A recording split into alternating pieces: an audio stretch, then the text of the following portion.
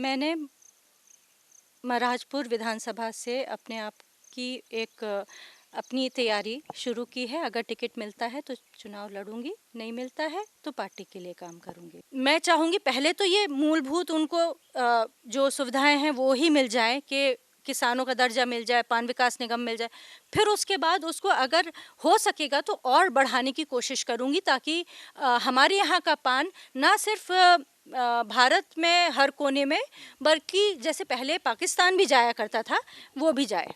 कि भाजपा के तो सुनने में ये भी आया कि बेचारे नेता लोग हैं कि उनकी तो प्रशासनिक अधिकारी भी नहीं सुनते हैं। कांग्रेस की जब सरकार रहती है तो प्रशासनिक अधिकारी को डर तो रहता है। इस खबर के प्रायोजक हैं श्री कृष्णा यूनिवर्सिटी सागर रोड छतरपुर। कर्नाटक विधानसभा चुनाव में कांग्रेस के लिए बेहतर प्रदर्शन करने वाली बुंदेलखंड की बेटी और सत्यव्रत चतुर्वेदी, जिन्होंने बुंदेलखंड का नाम देश की राजधानी में गूंजा है, वह हमारे साथ मौजूद हैं। उनसे हम बात करेंगे और जिन्होंने अपना संकल्प ले लिया कि अब महाराजपुर विधानसभा से वह प्रत्याशी बन सकती हैं। ये बात सामने आई, जिसके बाद हम उनसे चर्चा करेंगे और जानेंगे कि क्षेत्र में किस तरीके का उनका भ्रमण चल रहा है। इसके अलावा उन्हें वहाँ पे समस्या कौन सी नजर आई। स्वागत है। जी धन्यवाद। सबसे पहले निधि जी यही जानना चाहेंगे कि जिस तरीके से आपका कर्नाटक में विधानसभा चुनाव हुए थे उसमें बेहतर प्रदर्शन देखने को मिला था, तो पार्टी ने एक बड़ी जिम्मेदारी दी कर्नाटक में। अब मध्य प्रदेश की तरफ आपका ध्यान आया है, खासकर महाराजपुर विधानसभा के लिए, तो उसमें किस तरीके से आप अपना भविष्य टटोल रहे? देखिए, जैसे मैं एक पार्टी कार्यकर्ता हूँ, मैं हमेशा बोलती हूँ और मैं पार्टी के लिए ही काम करती रहूँगी। जैसे कर्नाटक में किया है वैसे ही मध्य प्रदेश में करूँगी। जो भी जिम्मेदारी होगी उसे पूरी तरीके से निभाऊँगी। यहाँ पे पार्टी मुझे जो काम देगी वो करूँगी।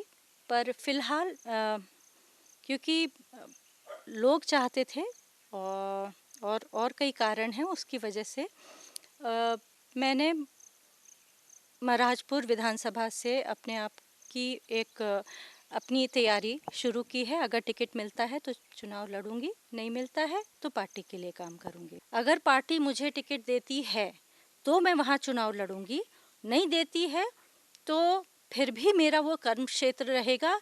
मैं चाहे चुनाव लड़ूं या ना लड़ूं, मैं हारूं या जीतूं, मैं वहाँ पे काम निरंतर लगातार हमेशा करती रहूँगी। उस क्षेत्र को अब मैंने एक बार अगर अपना लिया है तो वो क्षेत्र मेरे लिए अब पराया नहीं हो सकता है।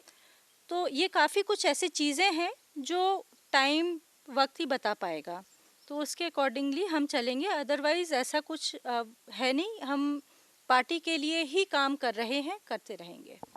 ये माना जाए कि जिस तरीके से पार्टी के लिए कर्मठ एक सिपाही होता है, उसी तरीके से आप भी काम कर रही हैं। अगर पार्टी ने मौका दिया तो आप विधानसभा का चुनाव महाराजपुर से लड़ेंगी, नहीं तो पार्टी के लिए काम करेंगी, इस तरीके की रणनीति बनाई है? जी जी जी, बिल्कुल बिल्कुल। पार्टी अगर सहर्ष मुझे अगर ये जिम्मेदारी देती है और मैं चाहूँगी कि सिर्फ सर्वे के हिसाब से ही मुझे टिकट दिया जाए। अगर मैं डिज़र्व करती हूँ, मेरिट में हूँ, तो मुझे टिकट मिलेगा। कोई सिफारिश नहीं, वैसे भी कोई सिफारिश आजकल चलती नहीं है। और जस्ट बिकॉज कि मैं सत्यव्रत चतुर्वेदी की बेटी हूँ, मैं कहती हूँ आप मुझे उस हिसाब से भी आप टिकट मत दीजिए। आप मेरा काम देखिए, मैं आज जो जहाँ खड़ी हूँ, आज जहाँ हूँ, मैं अपने दम पर हूँ। फैमिली नेम बहुत मैटर करता है। मेरे परिवार का नाम बहुत पुराना है, बहुत ईमानदारी से लिया जाता है, ईमानदार परिवारों में शुमार है। और हम लोग स्वतंत्रता संग्राम सेनानी का परिवार है हमारा। हमारे दादी दादाजी स्वतंत्रता संग्राम सेनानी रहे हैं, फिर एमएलए एमपीज रहे, मिनिस्टर्स रहे, लेकिन हमने निरंतर हमेशा इस सिर्फ इस क्षेत्र के लिए नहीं, पूरे जिले और पूरे बुंदेलखंड के विकास के लिए काम किया है। तो मैं कहूँगी कि आप मुझे मेरे काम के बेसिस पे टिकट दीजिए। अगर मुझे टिकट मिलता है तो मैं काम करूँगी, नहीं तो मैं तो वैसे भी पार्टी की एक छोटी सी कार्यकर्ता हूँ। मुझे जहाँ भेजा जाता है, जो काम दिया जाता है, मैं उसको पूरी ईमानदारी के साथ करने की कोशिश करती हूँ और पूरा मेहनत के साथ। क्षेत्र में अभी भ्रमण कितना हो चुका आपका और वहाँ की मूलभूत समस्याएं आपको क्या लगी? देखिए, मैं अभी तकरीबन अगर देखा जाए तो 50% तक काफ़ी क्षेत्र मैंने घूम लिया है, 50-60%। और यहाँ अनफॉर्चुनेटली मूलभूत सुविधाओं की ही कमी है अभी तो फ़िलहाल। कई ऐसे गांव हैं जहां सड़क ही नहीं गई है। कई जगह पीने के पानी की अभी भी दिक्कत है। कई जगह सिंचाई, अब जो किसानों का, क्योंकि ये मूलतः एक एग्रीकल्चरल जगह है। किसानी हमारे यहाँ का महाराजपुर का मेन ऑक्यूपेशन है। तो वहाँ पे किसानों की जो प्रॉब्लम्स होती हैं कि टाइम पे बिजली, टाइम पे बीज मिल जाए, टाइम पे खाद मिल जाए, पानी मिल जाए, बिजली आ जाए, और हमारा मंडियों के में सही दाम लग जाए हमारे उसके उपज के। तो ये, और भ्रष्टाचार क्योंकि बहुत है तो उस वजह से किसान मारा जाता है। चिकित्सा की बहुत सुविधाएं नहीं है। एक अस्पताल हैं लेकिन वहाँ डॉक्टर्स नहीं है, स्टाफ की कमी है, बेसिक इंफ्रास्ट्रक्चर की कमी है, सुविधाओं की कमी है। आपने किसानों का मुद्दा उठाया, हम आपको याद भी दिलाना चाह रहे हैं कि वहाँ पे पान विकास निगम की बात कई बार उठी है, और जो भी सरकार रही, विधायक रहे, उन्होंने दावा भी किया कि हम पान विकास निगम बना के देंगे। वहाँ पे ज़्यादातर भरीजे होते हैं, मतलब पान की खेती होती है, लेकिन उन्हें किसान का दर्जा आज भी नहीं मिला, और वो मतदाता भी हैं। तो उनका दुख यही रहता है कि हम मतदाता हैं, विधायक बनाते हैं, लेकिन हमारी जो मूलभूत समस्या है वो कभी कोई नहीं उठाता विधायक बनने के बाद। तो इस पर क्या फोकस है? ये मेरी प्राथमिकता रहेगी, पान विकास निगम बनाना और पान किसानों को किसानों का दर्जा देना, ताकि उनको अगर कभी जो किसानों के लिए सुविधाएं होती हैं या मुआवजे होते हैं वो उनको मिल सके। ये मेरी प्राथमिकता रहेगी। तो मैं फिर से वही कहूँगी कि चुनाव ख़त्म हो जाए, लेकिन चुनाव लड़ती हूँ या नहीं लड़ती हूँ, ये मुद्दा मेरी लिस्ट में सबसे पहले है कि पान विकास निगम की बहाली और पान किसानों के लिए उनको किसानों का दर्जा देना, ये मेरी प्राथमिकता है। दूसरा, जैसे व्यवसाय है पान, एक गढ़ी मलहरा और महाराजपुर गढ़ है पान व्यवसाय का। मैं चाहूँगी पहले तो ये मूलभूत उनको जो सुविधाएं हैं वो ही मिल जाए, कि किसानों का दर्जा मिल जाए, पान विकास निगम मिल जाए।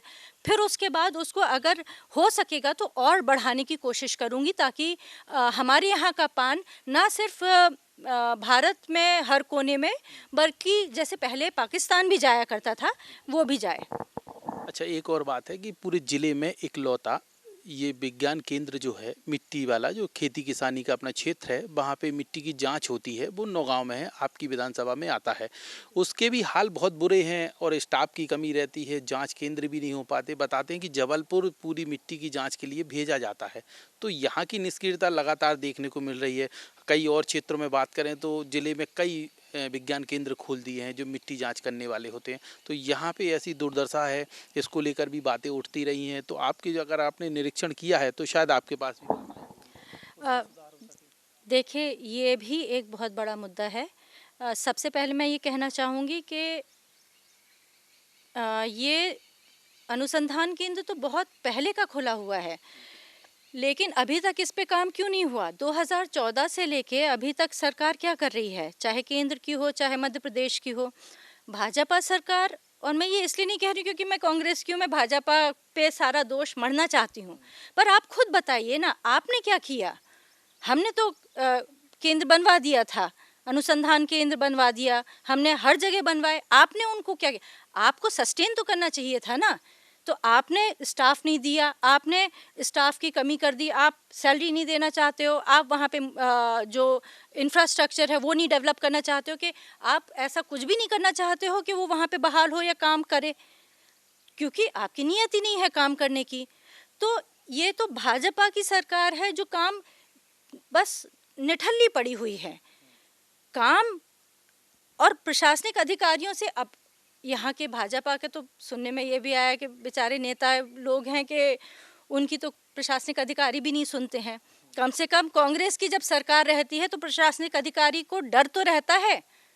तो अगर मैं चुनाव लड़ती हूँ, जीतती हूँ, तो मैं इस अनुसंधान केंद्र को बहाल करूँगी, इसमें सारी जो सुविधाएं होनी चाहिए, जितना स्टाफ होना चाहिए, वो सब करके और इसको फिर से दोबारा से शुरू करने की कोशिश करूँगी। अब जिस तरीके से चुनावी रण में आप कूद चुकी हैं, यही तय माना जा रहा है। आपके हमने कई जगह भी हमने अपने चैनल के माध्यम से सर्वे भी किया है, तो आपका जो वो किटआउट वगैरह है, प्रचार प्रसार है, ये तो दिखने लगा। और इसके दौरान आपने फिर संपर्क कितने लोगों से कर लिया, मतलब कितने क्षेत्रों में आप पहुंच चुकी हैं और कब से आपका ये निरंतर चल रहा है, ताकि आगामी विधानसभा चुनाव में आपको आसानी से सफलता मिल सके, क्योंकि आपके प्रतिद्वंदी भाजपा से ही होंगे। तो उसको लेकर रणनीति क्या तैयार की? देखिए, रणनीति तो क्षेत्र ज़रूर मैंने बहुत घूमा है। अभी मैं एक लाइन से शुरू नहीं हुआ है कि मैं एक तरफ से शुरू करूं, और पर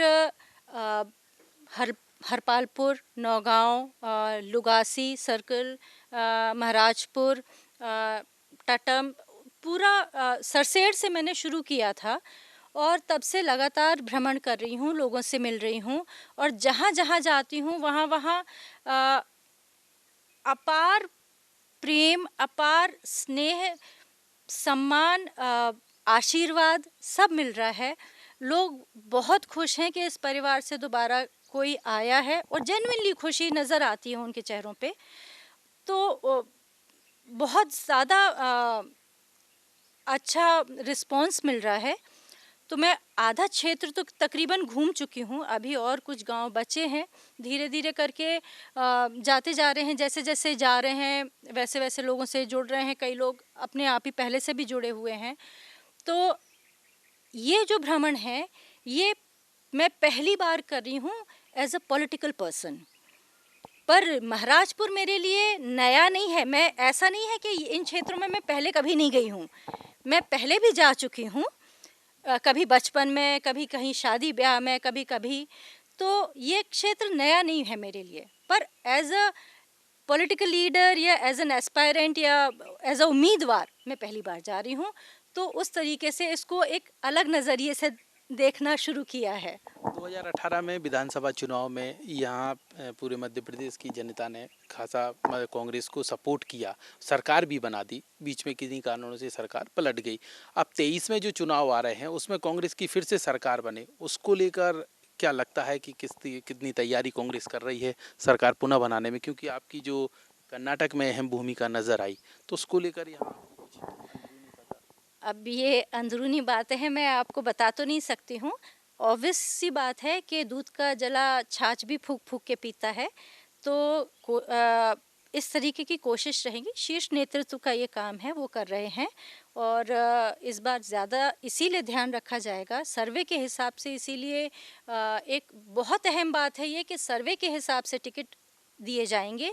वो इसलिए क्योंकि जो पब्लिक डिमांड होगी, जो प्रत्याशी या उम्मीदवार जो जनता के बीच में सबसे ज़्यादा पकड़ रखता होगा या डिमांड करता होगा, उसको टिकट दिया जाएगा, ताकि उसकी जीत की उम्मीद ज़्यादा हो। जो जीतेगा वो, मुझे नहीं लगता अगर हम लोग जीतेंगे सरकार, और ये फॉरगॉन कंक्लूजन है कि कांग्रेस की सरकार तो बननी ही है। तो कांग्रेस की सरकार बनेगी तो कोई भाजपा में क्यों जाएगा। बहुत बहुत धन्यवाद। तो इस तरीके से निधि चतुर्वेदी ने बताया है कि यहाँ पे तैयारियां जोर तोड़ से हैं और इन्होंने जो विधानसभा क्षेत्र है वो तय कर लिया है कि महाराजपुर विधानसभा से चुनाव लड़ेगी। सिर्फ पार्टी का आदेश आने की वह इंतजार है और उसके बाद इनकी तैयारियां अभी भी चल रही हैं, फिर और रफ्तार बढ़ जाएगी। तो ऐसे में जो कर्नाटक में सरकार कांग्रेस की बनी है, तो मध्य प्रदेश में भी सरकार बने उसका भी विशेष ख्याल रखते हुए क्षेत्र में लगातार उनका भ्रमण लगातार जारी है। कैमरामैन राहुल माली के साथ मैं लोकेश चौरसिया, वरदान एक्सप्रेस।